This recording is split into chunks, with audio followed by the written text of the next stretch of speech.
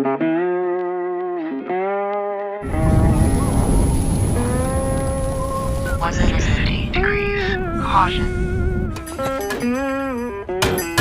shoot, but I knew it wasn't. Your team, Finch, and I found the story.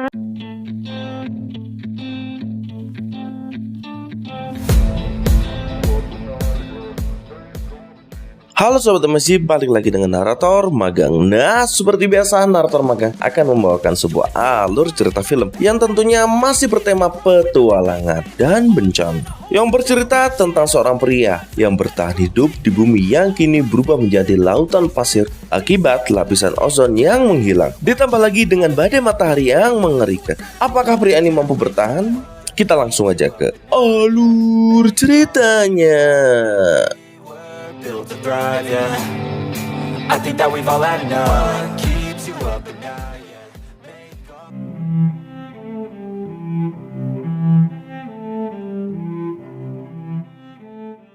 Film akan dibuka dengan seorang pria yang menggunakan sebuah perlengkapan yang dirancang untuk bertahan hidup di luar. Kondisi bumi saat ini bagaikan lautan pasir, dan ditambah lagi suhu bumi mencapai 72 derajat Celcius. Sungguh suhu yang tidak ideal untuk bertahan hidup. Tapi karena membutuhkan persediaan untuk bertahan hidup, pria ini harus keluar dan mengambil apapun yang bisa dia ambil, seperti makanan, obat-obatan, bahkan rongsokan apapun. Namun saat sedang berjalan untuk menemukan sesuatu, alarm peringatan di baju Vince berbunyi yang memberitahukan kalau suhu saat ini mencapai 60 derajat Celcius dan terdapat radiasi ultraviolet yang cukup tinggi. Karena itu Vince memutuskan untuk segera masuk ke sebuah bangunan untuk mencari persediaan dan segera kembali.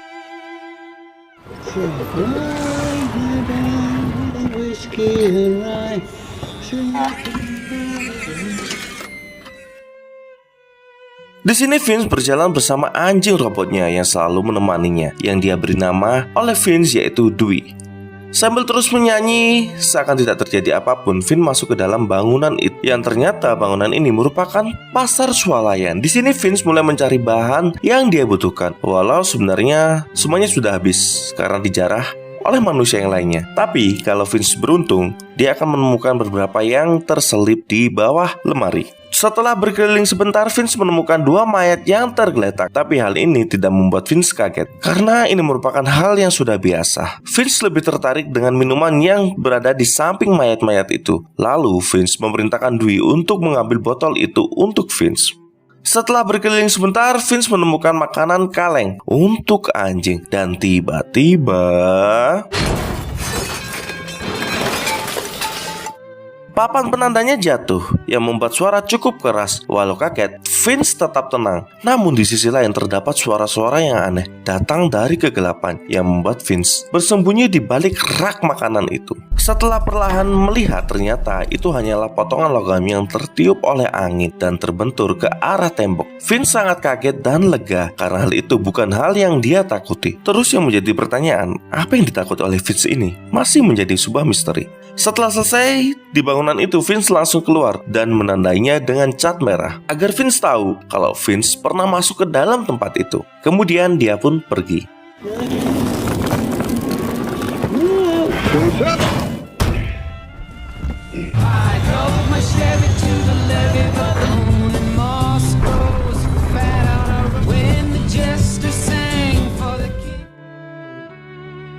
Bersama Dewey, Vince kembali menuju kendaraan besarnya, sebuah truk tambang yang entah dia temukan di mana. Setelah masuk ke dalam truk itu, Vince langsung mengecek peta yang dia bawa, yang ternyata hampir semua tempat sudah dia tandai dan tinggal sedikit tempat lagi yang tersisa. Vince langsung bergerak, namun baru beberapa kilo bergerak, alat pendeteksi ultraviolet berbunyi yang memperingatkan Vince kalau terdapat badai di depannya. Tapi ini bukanlah sekedar badai biasa, melainkan badai debu yang memiliki tekanan udara yang sangat rendah. Bila terkena itu, Vince bisa tamat. Lalu Vince mencoba mundur secepat yang dia bisa. Di sini, Vince langsung berkendara menuju ke tempat tinggalnya di sebuah pembangkit listrik tenaga angin. Saat dia akan masuk ke dalam pembangkit listrik itu, badai sudah datang. Dan di sini, Vince dan robotnya hampir tidak selamat. Tapi untungnya tepat pada waktunya, Vince berhasil masuk ke dalam ruangan itu dan langsung menutupnya dengan pintu baja.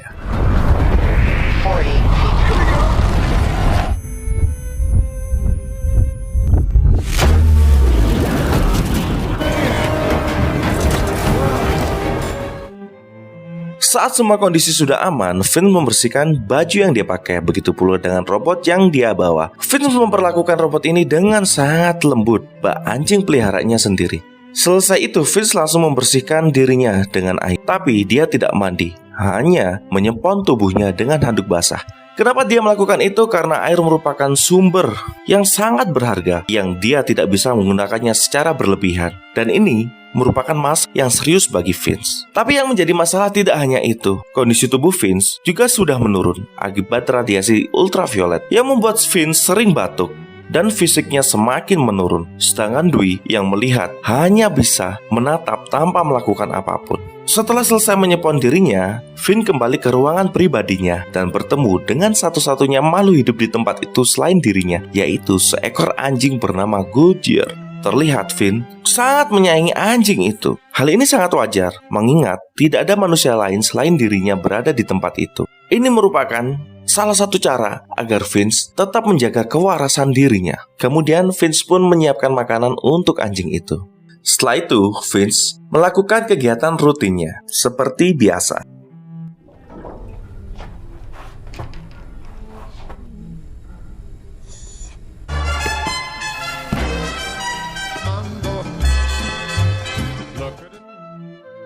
Vince mulai mengecek semua buku yang dia temukan dan merubahnya menjadi soft copy. Mulai dengan dongeng, cara membetulkan mobil, bahkan cara merawat seekor hewan. Semuanya dia rubah menjadi soft copy. Di malam harinya, Vince membaca buku di waktu luangnya sambil memikirkan nasib Goodyear saat dia tiada nanti. Hal ini yang mendorong Vince untuk membuat robot baru yang berbentuk manusia sebagai pengganti dirinya di saat Finn mati nanti. Finn mulai memprogram robot itu dan secara perlahan mengaktifkannya dan berhasil menyala. Namun sayangnya robot ini masih belum merespon Finn dengan benar. Namun dia sudah bisa menggerakkan kepalanya dan memperhatikan Goodyear. Finn terus berkomunikasi dengan robot ini dan bertanya apakah dia mengerti apa yang dia katakan. Dan untuk pertama kalinya robot ini mengangguk, yang tentu saja membuat Vince menjadi sangat senang karena dia telah berhasil membuatnya. Dan Vince pun memulai langkah berikutnya dengan cara membuat robot ini bisa bicara. Setelah sedikit penyesuaian, Vince pun mulai mencobanya. Awalnya, yang terdengar hanyalah noise suara dari robot itu. Tapi secara perlahan, robot itu mulai mengatakan sesuatu yang membuat Vince menjadi sangat senang. Dan ini merupakan sebuah langkah besar bagi dirinya untuk membuat robot ini. Camels. Is that a fact? Primary directive. A robot cannot harm a human. What about the fourth directive? Kemudian Finn memasukkan instruksi inti yang menjadi aturan baku untuk sang robot, yaitu tidak diizinkan untuk melukai manusia saat Finn tiada, dan harus memikirkan kesejahteraan anjing saat Finn nanti mati. Lalu Finn bertanya kepada sang robot, apa yang dimaksud dengan ketiadaan? Sang robot menjelaskan bahwa Finn mati nanti adalah ketiadaan. Dan secara mengejutkan, sang robot bertanya kepada Finn, kapan Finn akan mati? Finn tampak kesulitan untuk menjawab pertanyaan itu. Tapi saat akan menjawab pertanyaan dari sang robot, tiba-tiba listrik pun padam. Di sini Finn langsung bergegas naik untuk memperbaiki pembangkit tenaga anginnya. Saat melakukan beberapa penyesuaian, akhirnya pembangkit tenaga angin itu pun menyala. Saat dia menengok ke atas, dia melihat awan yang sangat besar. Terdapat sebuah tornado yang mendekati mereka. Kemudian Finn langsung turun dan mengecek satelit cuaca yang disambungkan kepada sang robot untuk mengetahui kondisi di luar sana. Kemudian dijelaskan bahwa badai ini akan berlangsung selama 40 hari. Tentu saja membuat Finn menjadi sangat panik karena persediaan mereka tidak akan cukup untuk waktu yang selama itu. Dan dia harus melakukan sesuatu. 0.451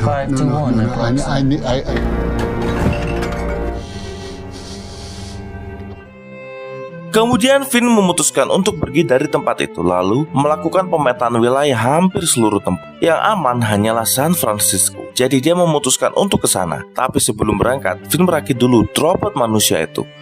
Setelah part demi part dipasang, Finn mulai mengajari robot itu cara berjalan. Pertama-tama Finn menyuruh robot itu untuk jalan di tempat. Setelah berhasil, robot itu disuruh melakukan putar balik. Itu pun juga berhasil. Dan yang terakhir, robot itu disuruh berjalan ke arah Vince. Tapi karena kabelnya kurang panjang, membuat robot itu terjatuh. Dan Finn pun hanya berkata, oke, semuanya beres. Kemudian Finn bergegas untuk berangkat. Finn mulai bergemas, memasukkan semua barang yang dia butuhkan atau yang bisa dia bawa. Setelah selesai, Finn langsung membawa 2 robotnya dan anjingnya untuk naik ke dalam mobil van itu. Dan mereka pun berjalan. Dan perjalanan panjang mereka dimulai.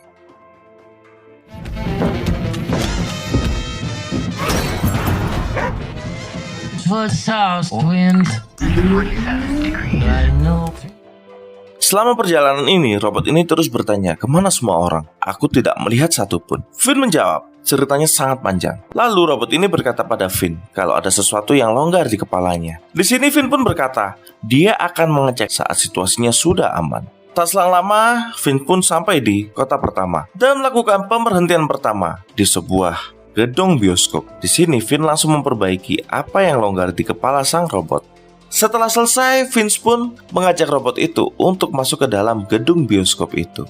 Sambil mencari barang-barang yang penting, Finn mengajari robot itu berbagai macam hal mengenai lapisan ozon yang bolong seperti keju yang berada di atas kepalanya, atau bahkan dengan logika.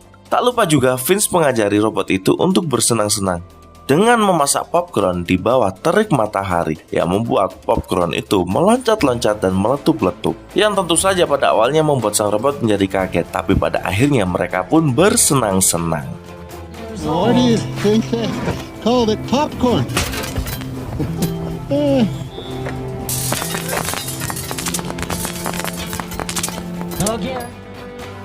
Saat mereka bersenang-senang, tidak mereka sangka ternyata badai datang begitu cepat. Sebuah tornado yang sangat besar. Di sini Vince langsung bergegas untuk pergi dari tempat itu. Tapi sayangnya pergerakan badai itu jauh lebih cepat daripada kendaraan mereka, yang membuat Vince harus segera menepi dan memasang pasak di sekitar mobil itu dan dikaitkan. Saat proses pemasangan pasak itu terlihat, Vince sangat kelelahan dan dia tidak maksimal dalam memasang pasak itu. Kemudian secara inisiatif, sang robot menanamkan pasak itu dengan memukul dengan tangannya, yang membuat pasak itu tertancap dengan sangat kuat ke dalam tanah. Dengan bergegas mereka pun kembali ke dalam mobil dan badai besar itu pun datang.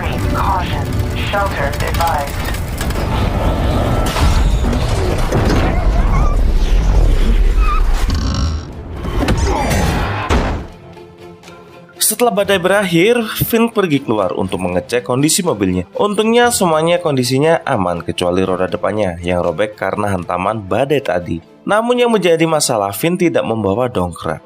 Dia bingung bagaimana dia akan mengganti roda itu. Namun tiba-tiba si robot datang sambil membawa roda pengganti. Tapi tanpa dongkrak, mereka tidak bisa berbuat apapun. Namun tiba-tiba dengan inisiatif si robot mengangkat bagian depan mobil. Tanpa pikir panjang, Finn langsung mengganti roda depan itu. Setelah selesai, Finn merasa sangat berutang budi dengan robot ini. Sebagai imbalannya, Finn akan memberikan sebuah nama untuk si robot. Di sini si robot tampak girang. Namun Finn juga bingung harus menamai robot ini dengan apa. Lalu muncullah ide yang cukup gila untuk menamai robot ini dengan nama dongkrak. Tentu saja si robot tidak suka dengan nama yang akan diberikan itu karena dongkrak adalah nama alat dan tidak cocok dengan dirinya. Perdebatan soal nama ini tidak sampai di situ. Bahkan saat malam harinya saat mereka sedang beristirahat, perdebatan penamaan ini terus berlanjut. Di sini, si robot ingin dipanggil Napoleon Bonaparte. Tapi Finn mengatakan, nama itu terlalu panjang. Lagi pula Napoleon adalah pria yang pendek. Finn memberikan saran, gunakan nama yang pendek, simple, agar mudah diingat. Setelah lama berpikir, akhirnya si robot ketemu dengan satu nama, yaitu Jeff. Nama yang simple, pendek, dan mudah untuk diingat. Tapi si robot tidak bisa memutuskan sendiri kecuali Finn setuju untuk memberikan nama Jeff. Lalu Finn berkata, kau tidak butuh izinku. Yang perlu kau lakukan, ulurkan tanganmu, kita berjabat tangan, dan Finn berkata, selamat datang di dunia Jeff. Sembari Finn tersenyum. Mulai saat ini si robot kita akan panggil dia Jeff. In your hand, other hand corresponding to the world, Jeff. Di pagi harinya terjadi sedikit keributan antara Jeff dan anjing itu. Entah mengapa, mereka malah saling menolong satu sama yang lainnya.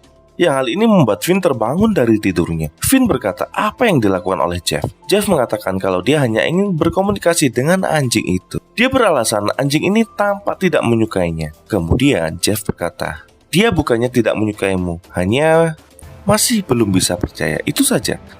Kemudian mereka melanjutkan perjalanan menuju San Francisco.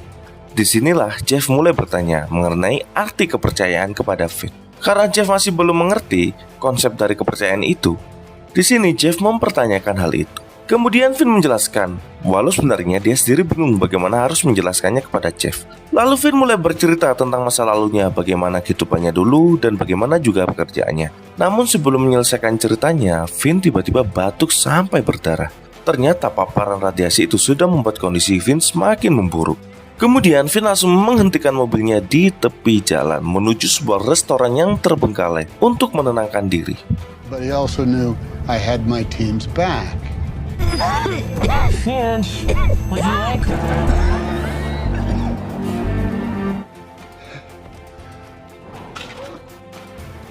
Kemudian Finn dan anjingnya pun turun.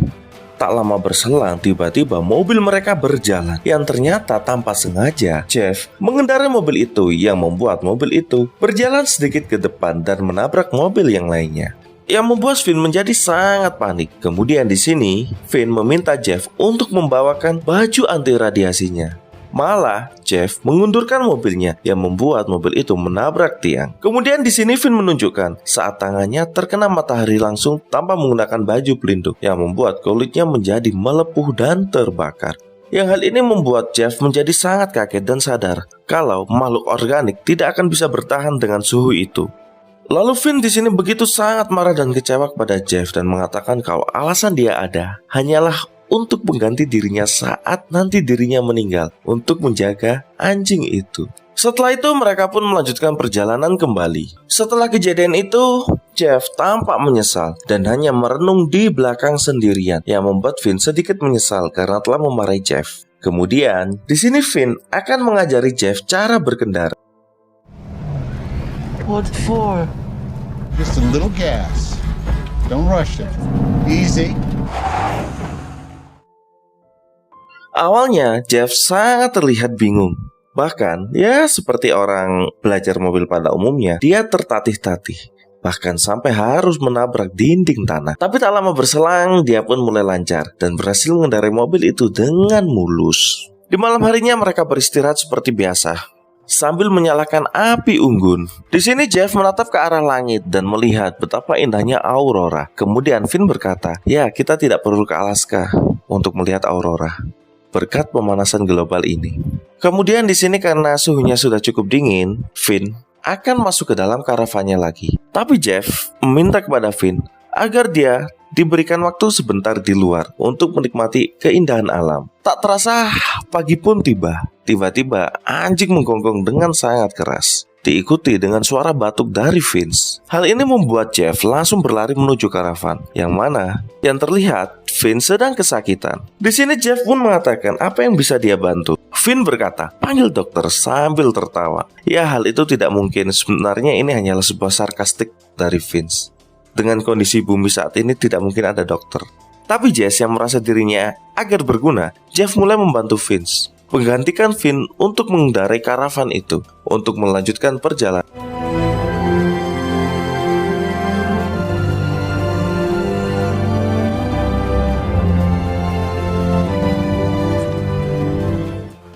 Setelah lama berjalan, mereka pun sampai di sebuah kota. Di sini, Jeff melihat ke arah belakang dan hanya melihat Finn dalam kondisi sakit. Dengan inisiatif, Jeff pun turun dari karavannya untuk mencari perbekalan dan obat-obatan, lalu mengajak Dewey untuk masuk ke dalam salah satu gedung. Di sini, Jeff berusaha melakukan apapun yang pernah diinstruksikan oleh Finn dulu. Di sisi lain, Finn yang masih kesakitan dan tertidur tiba-tiba bangun karena merasakan kenapa mobilnya berhenti. Kemudian, dia melihat ke arah luar kalau dua robotnya sedang pergi keluar. Tentu saja membuat Finn menjadi sangat panik dan bergegas untuk menyusul mereka, walaupun dia sendiri sedang sakit. Sedangkan Jeff yang berada di dalam sedang mencari obat-obatan, begitu juga dengan Dewey.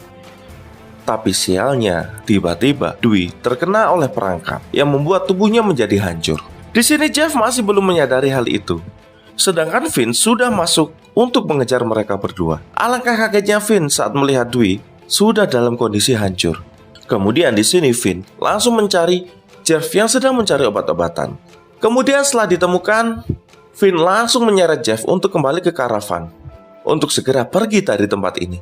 Karena apa yang mereka lakukan sangat berbahaya. Finn sangat marah apa yang dilakukan oleh Jeff. Dia tidak tahu resikonya. Dia tidak tahu bagaimana kondisi dunia saat ini. Apapun hal yang dia lakukan bisa menimbulkan bahaya untuk mereka semua. Kemudian mereka pun pergi dari tempat itu. Tanpa mereka sadari, ada sebuah mobil yang membuntuti mereka dari belakang. Dewey's gone.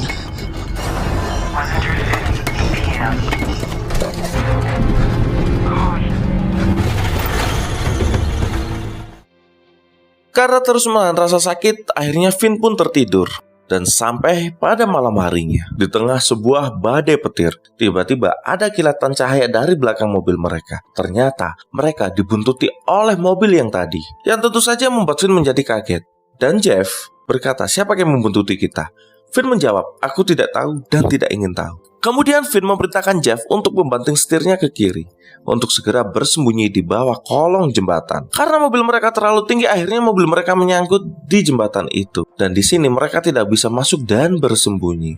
Dengan inisiatif, Jeff langsung mendorong mobil itu menuju bawah jembatan, walaupun panel surya mereka harus hancur. Kemudian mobil itu berhenti tepat di atas mereka, dan kebingungan mencari di mana keberadaan karavan dari Finn. Lalu mobil itu pun pergi.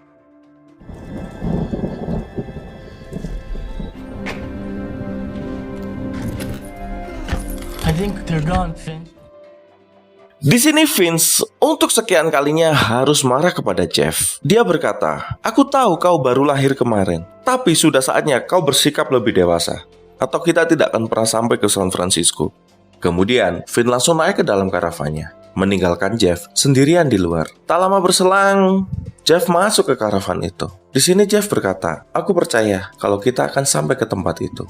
Aku percaya kepadamu, Finn. Kemudian Finn bercerita tentang masa lalunya saat badai suar matahari terjadi, di mana dia sedang berada di dalam pasar swalayan, mencari sisa-sisa barang yang bisa dia pungut. Dia hanya menemukan sebungkus mie. Di sana, Finn bertemu dengan seorang wanita dan anaknya yang sama-sama mencari barang. Tapi saat akan menyapanya, si anak membawa sebuah pistol. Jadi Finn memilih untuk sembunyi. Tak selang lama, ada sebuah mobil yang datang. Mobil ini meminta seluruh makanan dan barang bawaan yang dibawa oleh wanita dan anak-anak itu. Karena tidak diberikan, akhirnya orang-orang di dalam mobil itu menembak ibu dan anak itu tepat di hadapan Finn. Dan Finn tidak bisa berbuat apapun. Setelah kondisi aman, Finn pun langsung keluar, menghampiri wanita dan anak itu. Tapi semuanya sudah terlambat. Tak sengaja Finn melihat tas si anak yang bergerak-gerak. Begitu dibuka, disitulah Finn menemukan anjing itu. Sejak saat itu, Finn sudah tidak lagi percaya dengan manusia. Manusia bisa melakukan apapun saat mereka kelaparan. Jadi selama ini yang ditakuti oleh Vince adalah manusia yang lainnya. Dia sudah tidak percaya dengan manusia yang lainnya. Dia hanya percaya dengan anjingnya dan robot-robotnya. Di sini, Jeff yang mendengarkan kenyataan itu hanya bisa terdiam dan tertunduk tanpa bisa membalas kata-kata dari Vince. Lalu mereka pun melanjutkan perjalanan lagi.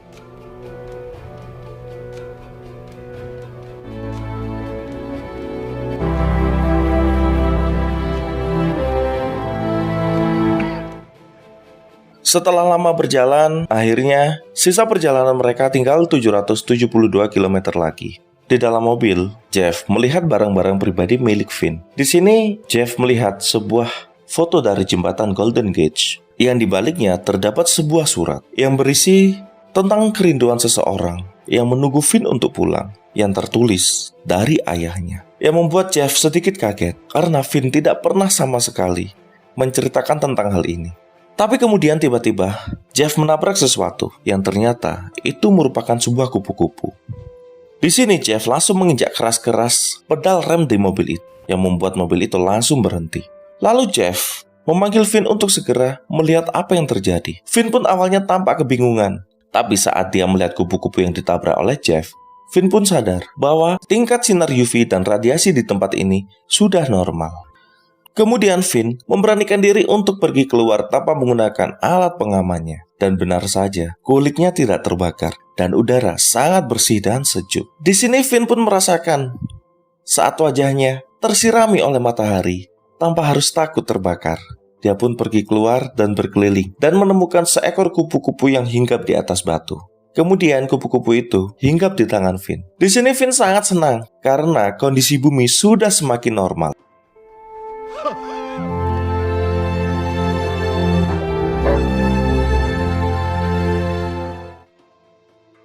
Kemudian Finn kembali ke dalam karavannya dengan menggunakan setelan jas mewah. Seakan mau pergi ke pesta, Finn pun pergi keluar. Di sini, Finn dan Jeff, begitu pula dengan anjingnya, langsung berjemur di tengah terik matahari untuk menikmati momen-momen ini. Di sini, Jeff berkata kalau dia menemukan surat milik Finn yang pernah Finn ceritakan kalau itu dari pamannya, yang ternyata itu dari ayahnya. Di sini Jeff bercerita kalau dia sewaktu kecil sudah ditinggalkan oleh ayahnya. Entah mengapa saat umurnya 15 tahun ayahnya menghubungi dia lagi dan ingin bertemu. Tapi setelah itu tidak pernah ada lagi kabar. Kemudian di sini Finn juga bercerita mengenai jembatan Golden Gates yang mana dia harus merasakannya sendiri, melihat keindahannya. Kemudian Jeff pun berkata, "Bukankah kau sendiri belum pernah ke sana?" Finn pun mengatakan kalau dia belum pernah ke sana. Bahkan dia belum pernah berpergian jauh. Di sini Finn mengatakan kalau dia punya banyak waktu, dia akan berpergian lebih jauh dari ini. Jeff yang mendengarkan kalimat itu menjadi tersentak dan langsung ingin mengajak Finn segera pergi ke jembatan Golden Gates yang jaraknya sekitar 18 jam lagi. Jeff begitu bersemangat, tapi kemudian Finn berkata, "Aku sekarat Jeff, aku akan pergi, waktuku tidak banyak." Jeff pun hanya terdiam mendengarkan kalimat dari Finn. Kemudian Finn mengajak anjingnya untuk bermain bola. Saat berada di tengah permainan itu, tiba-tiba Finn mengalami tingkat radiasi yang tinggi. Dia mengalami batuk yang hebat sampai berdarah. Dengan inisiatif, Jeff membopong Finn masuk ke dalam karavannya untuk beristirahat. You two, go play. Can I just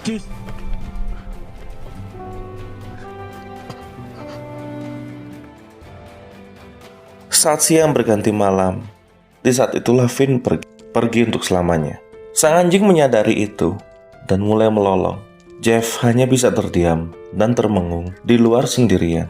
Finn telah pergi. Di malam itu, Jeff mengeremasi jasad dari Finn, lalu membawa abunya menuju Golden Gates. Setelah mereka sampai di Golden Gates, mereka melihat keindahannya dan juga betapa sejuknya angin di sana. Tapi ada yang kurang, tanpa Vince di sisi mereka. Mereka memulainya bertiga dan hanya diakhiri berdua. Tapi di sini, Jeff bertekad untuk terus merawat anjing ini sampai kapanpun. Kemudian mereka beranjak pergi dari tempat itu dan film pun berakhir dan tamat.